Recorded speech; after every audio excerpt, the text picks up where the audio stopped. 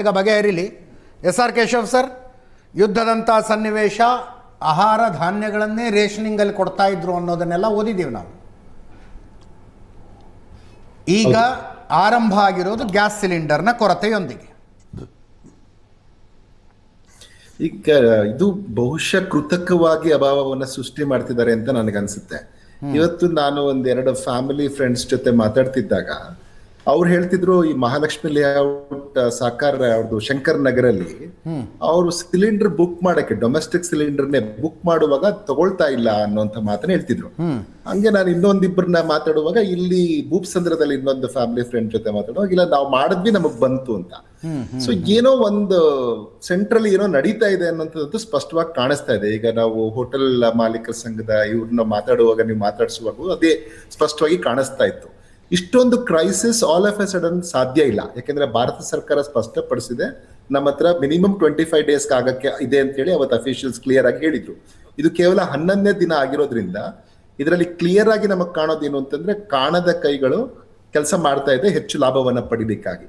So ಈಗ ನಾವೇನು ಯಾವಾಗ್ಲೂ ಈ ತರ ಆದಾಗ ರೈಡ್ ಏನ್ ಮಾಡ್ತಾ ಇದ್ರು ಅದನ್ನ ಈಗ ಹೆಚ್ಚುಗೊಳಿಸ್ಬೇಕಾಗಿದೆ ಅಂತ ಕಾಣುತ್ತೆ. ಈಗ ರಾಜ್ಯ ಸರ್ಕಾರ ಕೂಡ ಕೈ ಜೋಡಿಸ್ಬೇಕಾಗತ್ತೆ. ಫುಡ್ ಅಂಡ್ ಸಿವಿಲ್ ಸರ್ವಿಸ್ ಇವರು ಡಿಪಾರ್ಟ್ಮೆಂಟ್ ಅವರು ಎಲ್ಲೆಲ್ಲಿ ಈ ತರದ ಗೋಡಾನ್ಗಳಲ್ಲಿ ಸ್ಟಾಕ್ ಅಲ್ಲಿ ಇಟ್ಕೊಂಡು ಸ್ಟಾಕ್ ಕೊಡ್ತಾ ಇಲ್ಲ, ಅವುಗಳ ಕಡೆಗೆ ಒಂದಷ್ಟು ಗಮನವನ್ನ ಕೊಟ್ರೆ ಬಹುಶಃ ಈ ಪ್ರಾಬ್ಲಮ್ ಈಸ್ ಔಟ್ ಆಗತ್ತೆ ಅನ್ಸುತ್ತೆ. ಇಲ್ಲದೆ ಇದ್ರೆ ಈ ತರದ್ದೇ ಒಂದು ಕ್ರಿಯೇಟ್ ಮಾಡಿ ಇದಕ್ಕೆ ಅನ್ನೆಸರಿ ಜನರಿಗೆ ತೊಂದರೆ ಮಾಡುವಂತಹ ಜನ ಯಾವಾಗ್ಲೂ ಇರ್ತಾರೆ ಸಿಸ್ಟಮ್ ಅಲ್ಲಿ. ಸೊ ಹಂಗಾಗಿ ಈಗ ಹೆಚ್ಚು ಜಾಗರೂಕರಾಗಬೇಕಾಗತ್ತೆ. ಈವನ್ ಗ್ರಾಹಕರು ಕೂಡ ಮತ್ತೆ ಹೋಟೆಲ್ ಮಾಲೀಕರು ಜಾಗರೂಕರಾಗಿ ಎಲ್ಲೆಲ್ಲ ಈ ತರ ಏನಾದ್ರು ಆಗ್ತಿದ್ರೆ ಅದನ್ನ ಸರ್ಕಾರದ ಗಮನಕ್ಕೆ ತರುವಂತದ್ದು ಆ ಭಾಗದ. ಯಾಕಂದ್ರೆ ರಾಜ್ಯ ಸರ್ಕಾರ ಕೇಂದ್ರ ಸರ್ಕಾರ ಈ ವಿಚಾರದಲ್ಲಿ ಎರಡೂ ಒಂದೇನೆ ನಮ್ಗೆ. ಯಾಕಂದ್ರೆ ಇಲ್ಲಿ ಅವರು ನಮ್ಮನ್ನ ಮಾನಿಟರ್ ಮಾಡ್ತಾರೆ, ಅಲ್ಲಿ ಕೇಂದ್ರ ಸರ್ಕಾರ, ಇಬ್ರು ಇರೋದು ಜನರ ಒಳಿತಿಗಾಗಿ ಆಗಿರೋದ್ರಿಂದ ಖಂಡಿತ ಇವರಿಬ್ರು ಆ ಪ್ರಯತ್ನವನ್ನ ಮಾಡಿದ್ರೆ ಅದು ಸಾಲ್ವ್ ಆಗತ್ತೆ ಅಂತ ನನ್ಗೆ ಅನ್ಸುತ್ತೆ. ಯಾಕೆಂದ್ರೆ ಅದರ ಜೊತೆಗೆ ಬೇರೆ ಬೇರೆ ಮಾರ್ಕೆಟ್ಗಳಲ್ಲಿ LPG ಎಲ್ಲ ಅವೈಲೇಬಲ್ ಇದೆ ಅಂತ ಹುಡುಕ್ತಾ ಇದೆ ಕೇಂದ್ರ ಸರ್ಕಾರ. ಖಂಡಿತ ಹೆಸರುಗಳು ಕೊಟ್ಟಿದ್ದಾರೆ. ಹೌದು, ಅವ್ರ ಪ್ರಯತ್ನ ಪಡ್ತಿದ್ದಾರೆ. ಇದು ಅವ್ರ ಪ್ರಯತ್ನ ಪಡ್ತಿರೋದು ಒಂದ್ ವೇಳೆ 25 ದಿನಕ್ಕಿಂತ ಹೆಚ್ಚು ಯುದ್ಧ ಆದ್ರೆ ಆಗ ನನ್ನ ಸ್ಟಾಕ್ ಅನ್ನ ತರಿಸ್ಲಿಕ್ಕೆ ಪ್ರಯತ್ನ ಈಗ್ಲಿಂದ ಮಾಡ್ತಾ ಇದ್ದಾರೆ. ಅವರು ತರಿಸ್ಕೋತಾರೆ.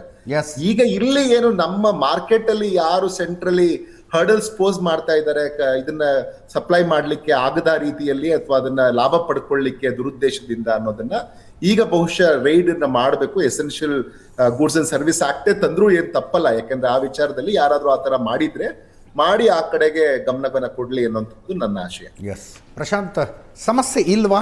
ಇದೆ, ಬಟ್ ಈಗ ಕಾಣಿಸ್ತಾ ಇರೋಷ್ಟು ಗಂಭೀರವಾಗಿದೆಯಾ? ಇಲ್ಲ ಅಂತ ಅನ್ನಿಸ್ತಾ ಇದೆ.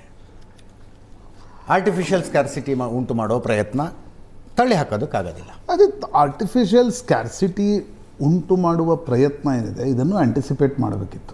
ಹೌದು. ಅಂದರೆ ಈಗ ಗ್ಯಾಸ್ ಕಂಪ್ನಿಗಳೇನು ಕೂತಿವೆ, ಉಳಿದ ಸಂದರ್ಭದಲ್ಲಿ ದೇ ಆರ್ ಕ್ಯಾಶ್ ರಿಚ್ ಅಲ್ವಾ. ಪೆಟ್ರೋಲ್ ಡೀಸೆಲ್ ಎಲ್ಲವೂ ನ್ಯಾಷನಲೈಸ್ಡ್ ಕಂಪ್ನಿಗಳ ಬಳಿ ಇವೆ.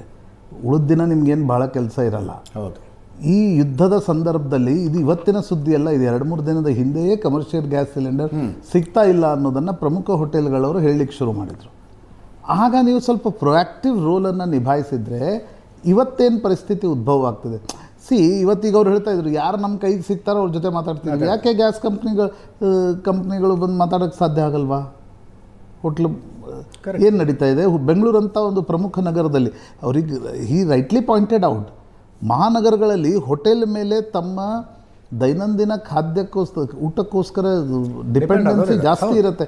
ಹೋಟೆಲ್ ಬಂದಾಗೋದು ಈಸಿ ಫೆನಾಮಿನನ್ ಅಲ್ಲ. ಆ ದೃಷ್ಟಿಕೋನದಲ್ಲಿ ನನಗನ್ಸುತ್ತೆ ಈಗ ಇಲ್ಲಿನ ಸಂಸದರಿರಲಿ, ಅವರು ಅದನ್ನು ಬ್ರಿಡ್ಜ್ ಆಗಿ ಕೆಲಸ ಮಾಡ್ತಕ್ಕಂಥ ಪ್ರಯತ್ನ ಇದು ಹೆಂಗಾಗ್ಬಿಟ್ಟಿದೆ ಅಂದರೆ, ಇವ್ರ ಮೇಲೆ ಅವ್ರ ಆರೋಪ ಮಾಡೋದು, ಅವ್ರ ಮೇಲೆ ಇವ್ರ ಆರೋಪ ಮಾಡೋದು. ಅನೇಕ ಐಲ್ಯಾಂಡ್ಗಳ ಕೆಲಸ ಮಾಡ್ತಾ ಇದ್ದಾವೆ ಮಧ್ಯದ ಗ್ಯಾಪ್ ಬ್ರಿಡ್ಜ್. ಯಾಕಂದರೆ ನನಗನ್ಸುತ್ತೆ ಯಾವಾಗ ಯುದ್ಧ ಕಂಟಿನ್ಯೂ ಆಯಿತು ಈ ರೀತಿಯ ಪರಿಸ್ಥಿತಿ ಉದ್ಭವ ಆಗುತ್ತೆ ಅಂತಕ್ಕಂಥದ್ದು ಎಲ್ರಿಗೂ ಗೊತ್ತಿರ್ತಕ್ಕಂಥ ಸಂಗತಿ. ಹೌದು.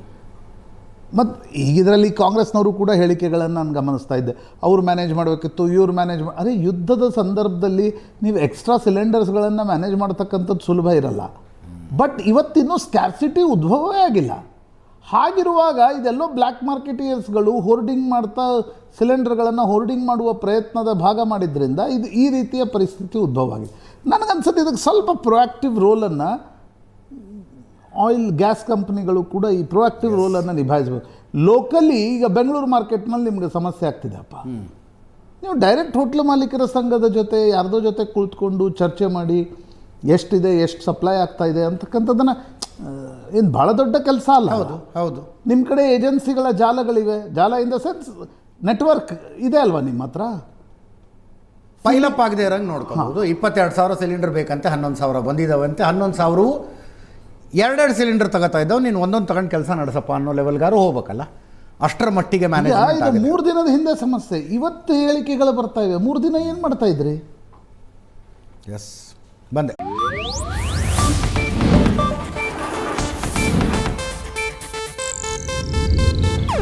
ಇದು ಏಷ್ಯಾನೆಟ್ ನ್ಯೂಸ್ ನೆಟ್ವರ್ಕ್ ಪ್ರಸ್ತುತಿ.